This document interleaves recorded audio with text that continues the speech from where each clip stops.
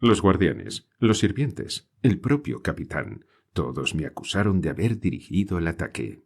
«Sí, fue él. No puede ser otro que él», vociferaba un guardián cobarde e inquisidor con quien tenía yo larga cuenta pendiente. «¡Es Rajá, el maldito hijo del devorador!», clamaba otro, mientras corrían todos hundiendo los hierros tras los barrotes para reducir a las fieras aún bramantes por el golpe frustrado. Se abalanzaron sobre las picas, las mordían furiosamente, pero el metal cilíndrico se escapaba de sus dientes y garras. Los golpes recrudecían, y con ellos la rabia de las fieras indómitas. El galpón resonaba hasta desquiciarse con los bramidos y gritos. «Se necesita un castigo ejemplar», aullaba otro guardia, buscándome con su hierro. «Este va a acabar un día con todos nosotros. ¡Cobra con patas! ¡Puñal envenenado!». «¡Basta!», gritó imperiosamente el domador, viniendo hacia mí con visible esfuerzo. Todos callaron entonces, fieras y hombres. Estaba mortalmente pálido y se detuvo ante la jaula mirándome en los ojos.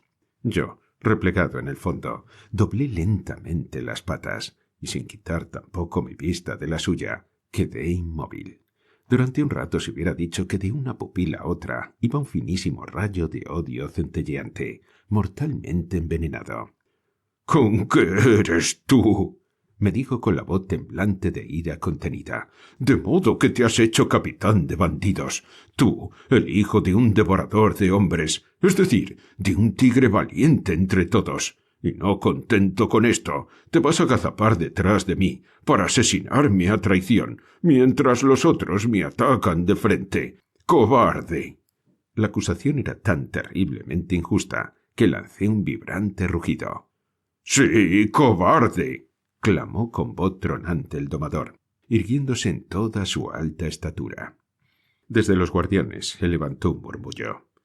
«Sí, el capitán lo vio. Yo iba a saltar sobre él. ¡Es un cobarde!». Pero una voz se alzó, tímida. «¿Pero sería para atacar al capitán?». «¡Silencio!», gritó imperiosamente el domador. «Yo lo he visto, a él, a Rajá, agachado detrás de mí para asaltarme. Y tú», me lanzó directamente a mí. «Tú tienes que pagármelas, maldito seas, y bien pronto».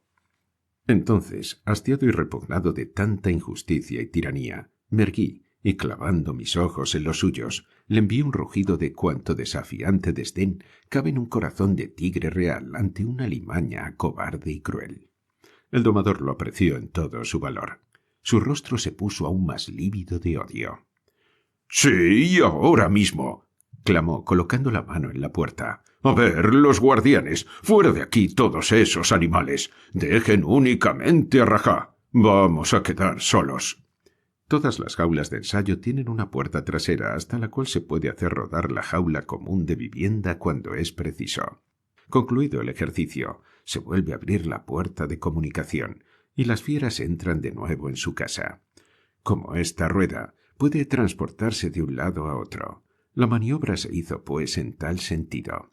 Los guardianes desaparecieron con las fieras y quedamos solos, el capitán y yo. Durante un instante abrigué la loca esperanza que el domador iba a entrar a castigarme con revólver, puñal, carabina, cualquier cosa, pero que iba a entrar. Hubiera dado no sé qué porque esto sucediera. Pero no fue así.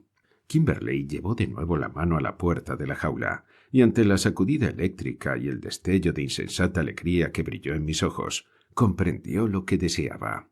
«Ah, no, mi ex amigo», exclamó con una carcajada sardónica. «Ya pasaron los tiempos de eso. Ahora vamos a trabajar un poco separados». Todo domador que se respeta, y respeta la vida propia y ajena, lleva consigo un horno eléctrico, capaz de poner al rojo albeante los hierros de represión en menos de un instante. Sabido es que las fieras solo pueden ser contenidas por el punto de fuego de un hierro caldeado así. Y tanto es el temor, que en las insurrecciones leves basta con el contacto de un hierro al que se ha pintado de rojo el extremo. Así, cuando vi al domador apoderarse de un hierro y disponer el conmutador, no tuve duda de lo que iba a pasar. No obstante todo mi valor, odio y dominio sobre mí mismo, No pude evitar un hondo escalofrío al ver que el hierro se hundía en la boca devoradora del horno, en tanto que mi desesperada impotencia explotaba en un hondo bramido. Fue, con todo, el único que me arrancó la tortura, y estoy seguro de que allá en el Ramajal, en la selva perdida y llorada, la sombra ambulante de mi padre respondió con otro bramido de orgullo y aliento a su retoño real. «¡Hola, hola!», exclamó con sorna sarcástica el domador, volviendo la cabeza. «Parece que nos quejamos ya. ¿Tan temprano? No, mi ex amigo, aún falta un poco. 1000 grados apenas. Cuando lleguemos a 1200, sí. Paciencia». Abrevió 30, 40, 50 veces. El hierro deslumbrador y chispeante se hundió en mi carne, y no con rapidez, sino con una tranquilidad y un método de tortura terribles, buscando con prolija ciencia los puntos más sensibles, volviendo otra vez a la llaga recién abierta, desgarrándome casi las entrañas. Yo me había echado sobre las manos, la cabeza sobre ellas, y con los ojos cerrados devoraba en silencio el horrible dolor de cada llaga. La tortura seguía, entretanto, prolija, insinuándose bajo mi vientre, a pesar de mi postura, y acompañada por la voz dulce del domador. «No es útil en la vida ser injusto con quien nos quiere. No creas que lo hago por tu mal, mi ex amigo. Aquí duele un poquito, valor, rajá. Aquí también, pero pronto pasará. Otro poquito en esta misma. Duele más, pero ayuda a curar el mal humor. Ah, ¿duele mucho?». Un sordo gemido había salido de mi pecho. «Otra vez, entonces. ¿Es tan triste atacar a traición a un amigo?». Fue lo último que vi. Chamuscado, quemado, hecho una llaga viviente. Dejé caer del todo la cabeza y perdí el sentido. Mi piel se recompone. La suprema venganza. El hijo del devorador de hombres. Aparezco en escena. ¿Quién podría valorar? ¿Quién, animal u hombre? La tremenda energía, la heroica resistencia al propio impulso, necesarias para ocultar 2 años enteros un hambre y una sed terribles, bajo la máscara de la más completa mansedumbre. Sí, hambre y sed de venganza, del placer de los dioses y de los tigres reales, era lo que yo sentía. Hambre de Kimberley, de sus crueldades, de su ensañamiento, de todo su cuerpo odiado, hasta la exasperación enloquecedora. Eso es lo que yo tuve que dominar y ocultar 2 años. Tras aquella tortura pasé un mes entero tirado en un rincón de la jaula y sin hacer un movimiento, a trueque de sentir horribles dolores. Y cuando por fin pude levantarme y me vi quemado, desfigurado, convertido en un miserable guiñapo de tigre, una ola inmensa de amargura me agobió y caí de nuevo tendido en mi rincón. ¿Qué era yo, ya? ¿Para qué vivir arrastrando sobre mis trémulas patas el espectro mutilado de un tigre real? Y, como 5 años antes, cuando volví en mí después de las heridas de mi captura, esta vez llegaron también palabras a mis oídos. «¿Entonces usted cree que no quedará rastro?», preguntaba su voz. «No, esté seguro de ello. Todo volverá a su estado normal». «Es que me dejé llevar un poco. Las quemaduras fueron atroces». «Ya lo veo, ya lo veo. Pero la piel se recompondrá. Verá usted, y dentro de 6 meses no quedará rastro». No oí más. Luego volvería yo a ser rajá. Luego las fuerzas retornarían y la magnífica piel que he heredado de mi especie volvería a ser la de antes. ¡Ah, qué inmensa dicha sentí! Y en el fondo de mi alma juré por la memoria de mi padre y por mi propia sangre real concentrar todas mis fuerzas en esta sola esperanza, destrozarle de un golpe la cabeza, arrancársela de una sola y única dentellada. Entonces comenzó otra tortura. Durante 2 años fui la fiera de más dulce condición que ha gemido bajo el latido del domador.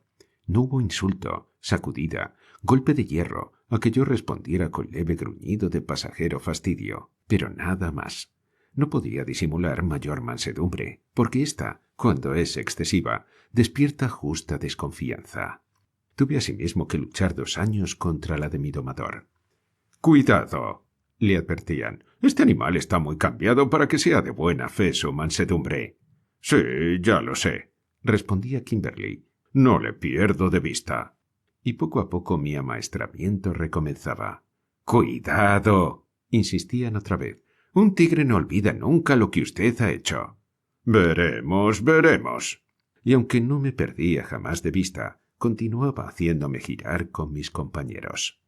Lo cierto es que su presunción de domador podía más que su desconfianza, y halagado en lo más hondo de su vanidad por mi docilidad, concluyó por no ver en ello más que su influjo personal, capaz de dominar completamente a una fiera que ya ha sentido su terrible marca. Esto, no obstante, me tendió varias veces verdaderas celadas para saber qué había de cierto en mi mansedumbre actual. Llegó a cometer verdaderas imprudencias, una de las cuales fue azotar vivamente a un león, teniéndome a mí a sus espaldas. Y ya se sabe que hay pocas cosas más peligrosas. Resistí, sin embargo, apretando los dientes hasta hacerlos crujir, a la tentación de arrancarle la espalda de un zarpazo, y la mirada de triunfo en que me envolvió al volverse a mí fue mi real recompensa.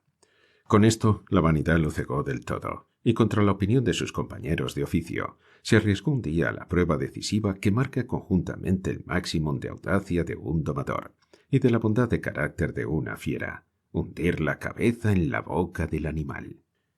Por fin, llegado por fin lo que yo deseaba, aquello a que había aspirado constantemente, dolorosamente. Desde entonces tuve trazado un plan.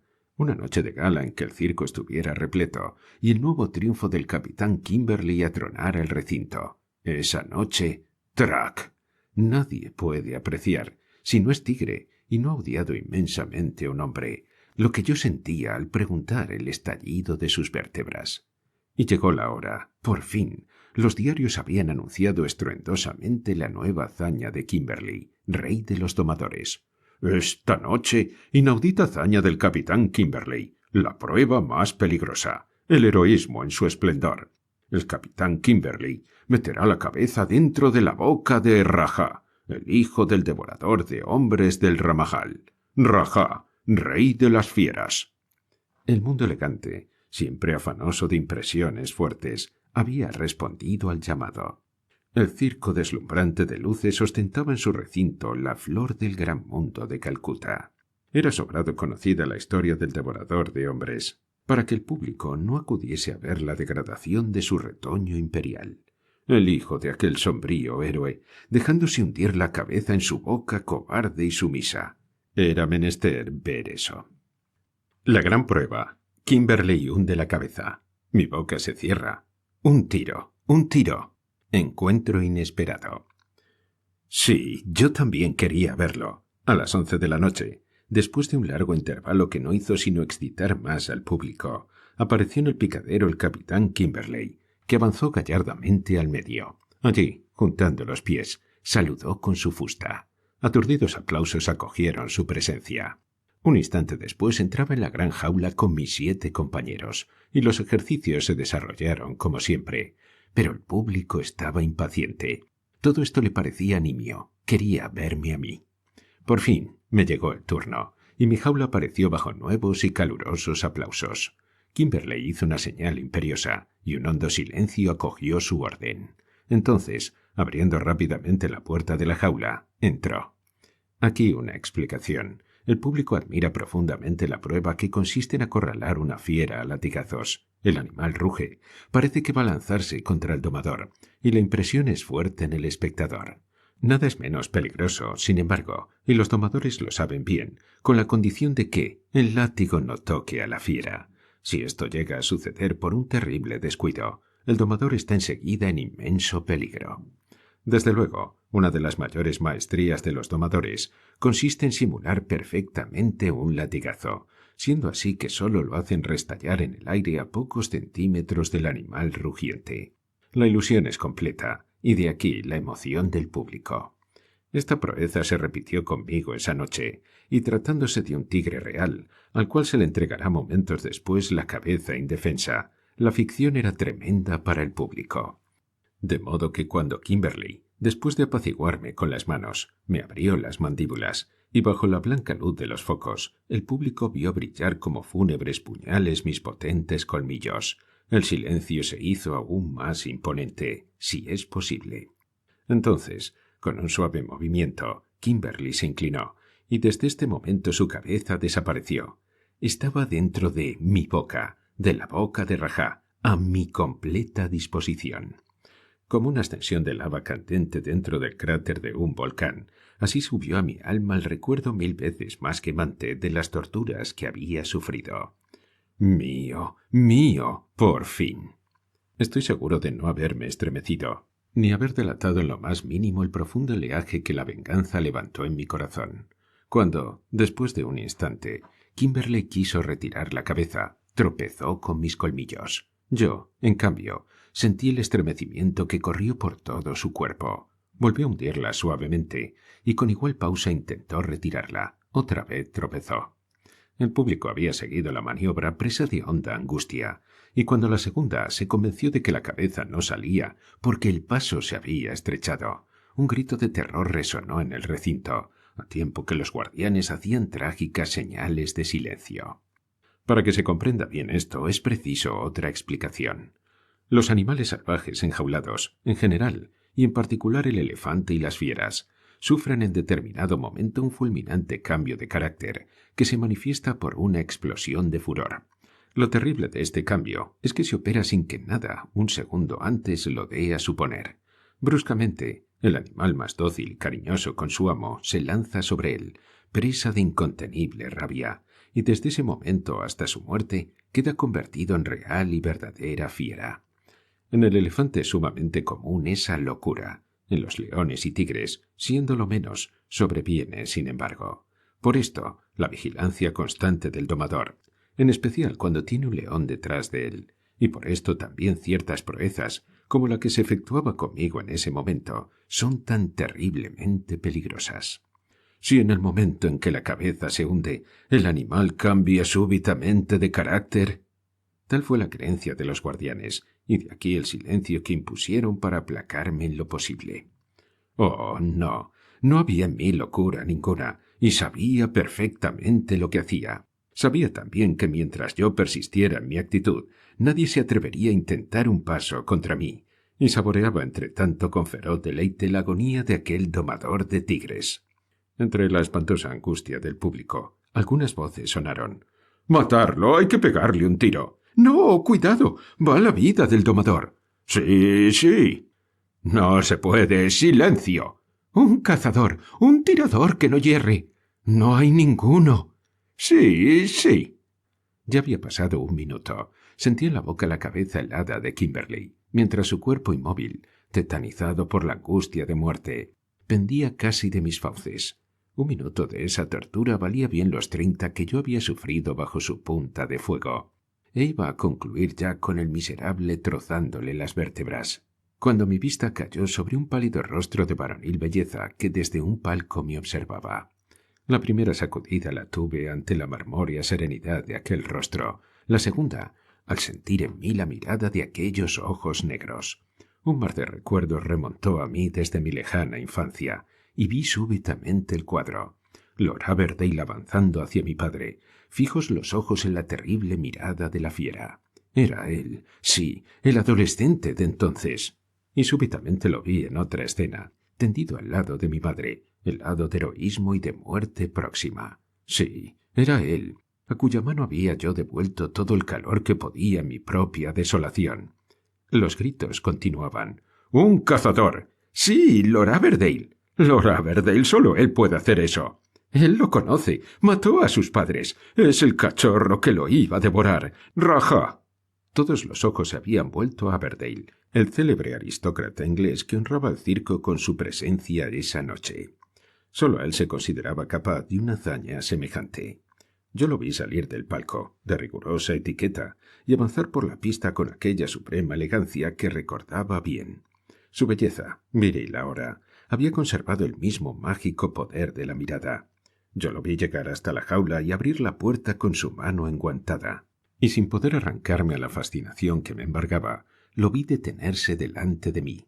Al principio había partido del circo entero un grito de terror al ver aquel acto de insensata locura o supremo valor que acometía Lord Aberdale, pero enseguida, El más pleno silencio de angustia le había sucedido. Aunque nadie ignoraba que el joven par de Inglaterra había recibido del imperio indio las más inmensas aclamaciones por su prodigioso valor en las cacerías, aquel nuevo acto sobrepasaba, sin embargo, el límite permitido a un héroe humano. Yo, por mi parte, sentía, como había sentido otra vez, el influjo de aquel valor y serenidad radiantes. Y en este estado de eléctrica fascinación, vi que Aberdale colocaba su mano sobre el hombro de Kimberley y me miraba en los ojos sin odio alguno. «Suéltalo», me decía su mirada. «Es una cobardía lo que haces». Nadie oyó ciertamente palabra alguna, pero en todos estuvo la seguridad de que mi sordo gruñido había respondido a algo que yo había entendido. El público se agitó, presa de asombro y espanto. «¡Le habla! ¡Le está hablando!» Se oyeron voces contenidas. «¡Oh, él los conoce bien! ¡Debe tener un poder mágico! ¡Sí, lo entiende!» No pude contener otro gruñido, pero esta vez por la imbecilidad de aquella gente. Lo que poseía el joven lord era muy sencillo, y que justamente faltaba en un todo a los otros. El valor, la serenidad profunda y confiada en sí misma con una gran fuerza, y que es la que da esa expresión a la mirada. Y esto, además, la inteligencia. No hay animal que no comprenda en cierto modo lo que se le dice, siempre que el alma del hombre tenga verdadero temple. No comprenderá el significado de las palabras, pero sí el sentido de la voz, en la cual el pensamiento despierta las modulaciones que expresan cariño, odio, amor, etc. Los domadores de fieras profesan este axioma: no dejar adivinar jamás por la voz al animal que se le tiene miedo. Y sobre todo, que la voz de mando tenga tal tranquila seguridad que la fiera no llegue nunca a comprender que, si quisiera, podría no obedecer. El día en que un tigre, un león, se da cuenta de que su voluntad es más fuerte que la de su domador, éste está perdido. Yo, sin embargo, a pesar de la inmensa y tranquila fuerza que había en la orden de Lord Aberdale, tuve un instante de rebelión. Un ronco gruñido surgió de mi garganta, pero tuve que entrecerrar los párpados, porque sentí de nuevo que aquella mirada me decía: «Una vez pudiste haberme devorado, y no lo hiciste.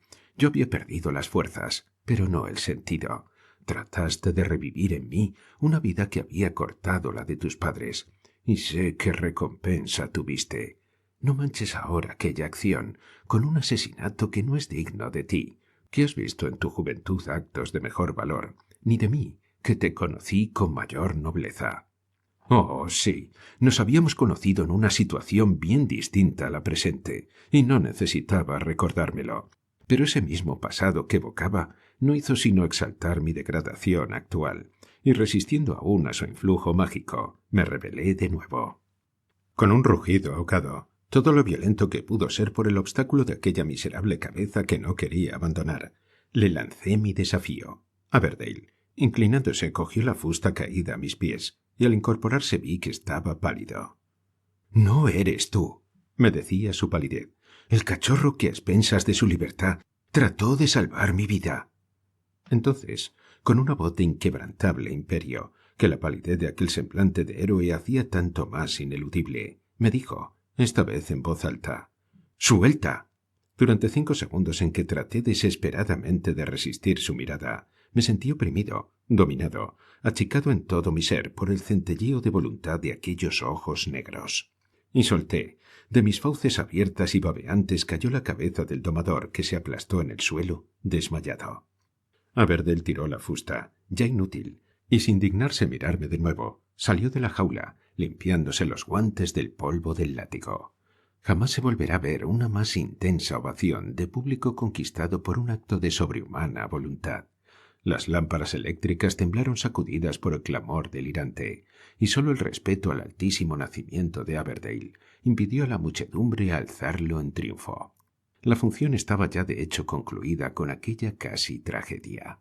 Mientras los guardianes se precipitaban sobre la jaula con los hierros para liberar al domador, Lord Aberdale abandonó el circo sin que su actitud indicara en lo más mínimo lo que acababa de realizar, y el público se fue a su vez, y en un rincón de la jaula, acorralado por los hierros, quedé yo, rugiendo ahora incesantemente mi derrota y el nuevo triunfo de mi domador, mientras mi alma se abrasaba en ardientes olas de venganza insatisfecha. Nueva tortura. 2 barras de la jaula ceden. Mi fuga. Kimberly me persigue. Por fin, la cabeza de Kimberly. Un tiro de revólver. Kimberly estuvo 15 días entre la vida y la muerte con un ataque cerebral.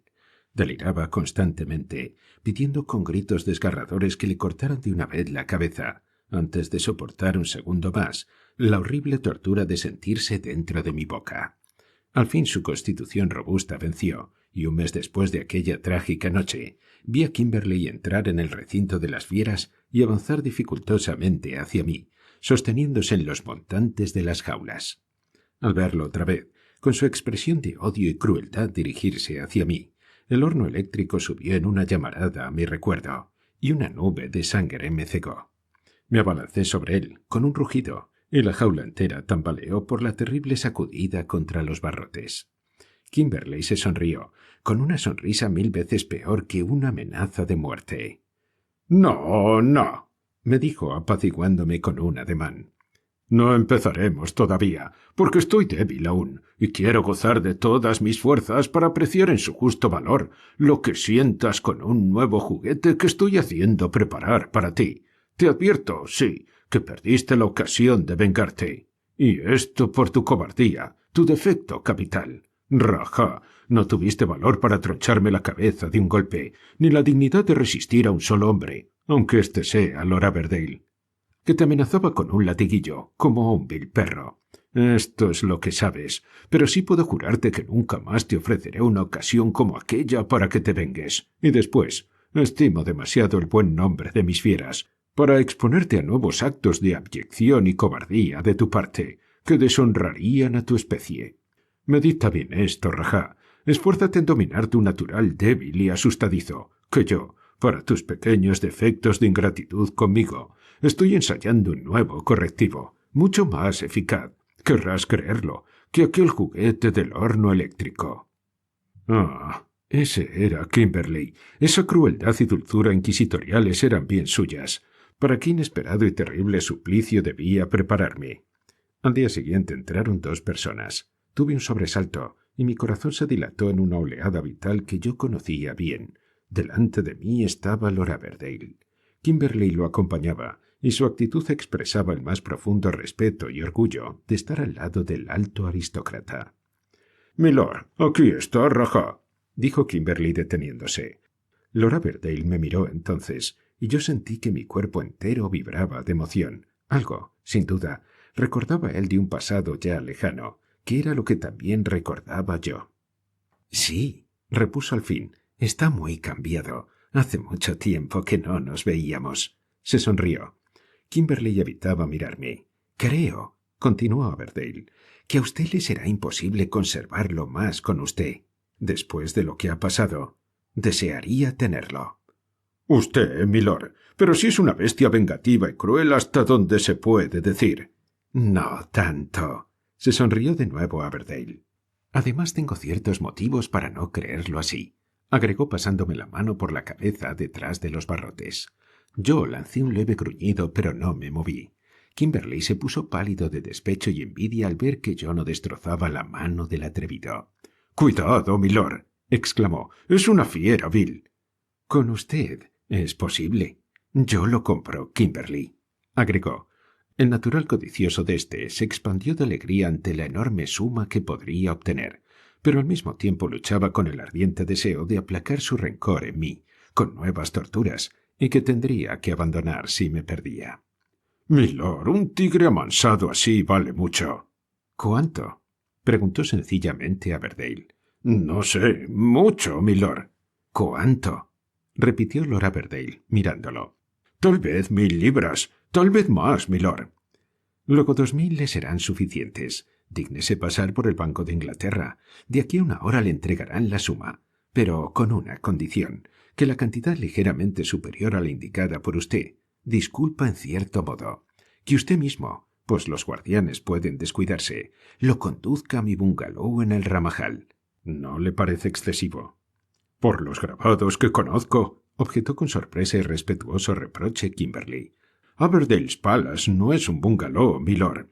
«Gracias por su amabilidad, Kimberly. ¿Convenido entonces?» «Convenido, milord.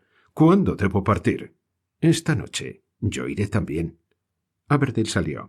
Entonces, mostrándome el hierro, trémulo de rabia, Kimberly me lanzó. «¡Oh, maldito, maldita bestia!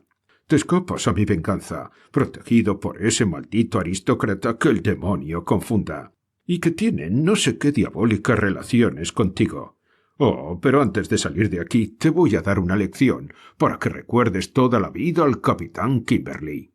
Llamó a los guardianes, y a pesar de mi fuerte resistencia, lograron pasarme un dogal de acero al cuello, cuyas cadenas ataron a uno y otro lado de la jaula.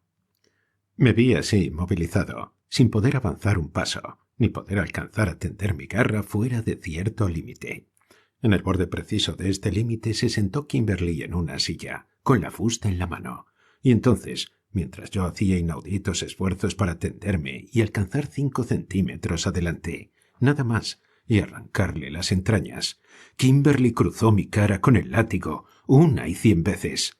¡Oh, qué inmensa desesperación! Nada me faltaba para alcanzarlo. Unos cuantos centímetros y estaba allí, crucificado, entregado a la ignominia sin nombre de ese latigueo como si fuera un gozquecillo, mientras Kimberly, cruzado de piernas y con el brazo tranquilamente posado sobre el respaldo de la silla, me azotaba la cara con rítmicos movimientos de su látigo. Nadie me vio jamás más vergüenza que la que me hizo absorber ese miserable cobarde. Por fin se levantó, diciéndome: «Bien, ya puedes ir a vivir con tu nuevo amigo. No te olvidarás de cómo te ha tratado el capitán Kimberly». Hubiera preferido la muerte. De noche partimos. El viaje en ferrocarril no tuvo mayores incidentes, si se descuenta un choque sin consecuencias en Carrick, que sacudió rudamente el furgón, pero que tuvo para mí una importancia trascendental. 2 barrotes se habían salido de quicio. Ningún guardián lo notó, ni yo mismo, hasta que fui trasladado a la carreta en la que debíamos seguir viaje a través de una senda que conduce, en pleno bosque, hasta los contrafuertes del Himalaya. Lord Aberdeen y su séquito iban delante a caballo, bastante distanciados. Kimberly y los guardianes acompañaban en otra carreta a la mía. La segunda noche de viaje noté el desquicio de los barrotes. ¡Qué llamarada de insensata alegría! No por el bosque, ni por la libertad natal. Nada de eso me importaba. Pero Kimberly sí. Sentí en plena cara la afrenta de esos latigazos cobardes. Los barrotes rotos eran la devolución de los latigazos, y devolución definitiva. ¡Oh, sí! Comenzaba a amanecer. Al apartar un barrote con mis garras, el hierro forzado lanzó un estridente chirrido, y sentí que alguien venía apresuradamente hacia mí. No tenía tiempo que perder. Aparté inmediatamente el otro barrote, y un guardián, aquel de cara cruel con quien tenía yo larga cuenta atrasada, surgió ante mí. Tuvo apenas tiempo de ver lo que pasaba y gritar «¡Soco!». Con un ronco rugido yo había caído sobre él, hundiéndome enseguida en el bosque. Detrás de mí quedaba el guardián con las entrañas abiertas y el clamor de sus compañeros y Kimberly. Oí aún la voz de este que gritaba enviando anuncio de la catástrofe a Lord Aberdeen. Alguien disparó un tiro, y no oí más. Estaba agazapado al borde de un sendero, por el que debían internarse fatalmente mis perseguidores. Ah, el aire fatal, el cielo puro, los perfumes que se han respirado cuando pequeño. Allí, en ese paisaje que cantaba la excelsitud de mi sangre real, yo debía rescatar sobre Kimberly la afrenta de sus latigazos y sus piernas cruzadas. Pasó una hora. De pronto sentí pasos que se acercaban y oí la voz de un indígena. «No me interno más ahí. El sendero se cierra allí, y sin batidores no es prudente avanzar». Asomé furtivamente la cabeza sobre un tronco caído y vi al indígena y a Kimberly detenidos a 20 metros de mí. Un roto rugido a ras de tierra, cuya distancia, por ese motivo, no se podía apreciar, lo sacudió violentamente. Kimberly se puso lívido. «Bien», murmuró. «Ahora es nuestro. Tú vuelve atrás y dile a Lord Aberdeen que lo espero aquí». El indígena huyó en precipitada carrera, mientras Kimberly miraba ansiosamente a todos lados. «Dejaré que ellos se entiendan», oí que murmuraba. «Además, ¿acaso raja de cuenta de él? Y yo me encargaré de obtener luego otras 2000 libras de su familia. Me trepo a un árbol». No tuvo tiempo. Con un brusco rugido caí de un formidable salto a 15 metros de él, erguido en toda mi plenitud. Kimberly vio entonces por primera vez lo que era un tigre real de Bengala en plena selva. Un domador de fieras no es forzosamente un cazador, pues aquel requiere paciencia, sobre todo, y sobre todo, valor. Oh, no era él Lord Aberdale. El fusil le tembló en las manos, y yo comencé a avanzar hacia él, fijos mis ojos en los suyos. Todo, su cara, su ropa, su olor mismo, me puso delante de los ojos el horno eléctrico, la tortura dulzona y metódica, el látigo, y sobre todo la pierna cruzada aquella mientras me afrentaba. El rayo de mi mirada le devolvió un resto de valor, y llevándose el fusil a la cara, disparó. Sentí un agudo dolor en la espalda, y en un segundo estuve ante él. Fue tan terrible su miedo al verme cara a cara, y en libertad ya, esta vez, que el arma se desprendió de sus manos, y lanzó un grito, a tiempo que yo abría la boca y la cerraba sobre su cabeza. No estaba allí, no, el ser que había trastornado profundamente los primeros sentimientos de mi niñez con su heroísmo.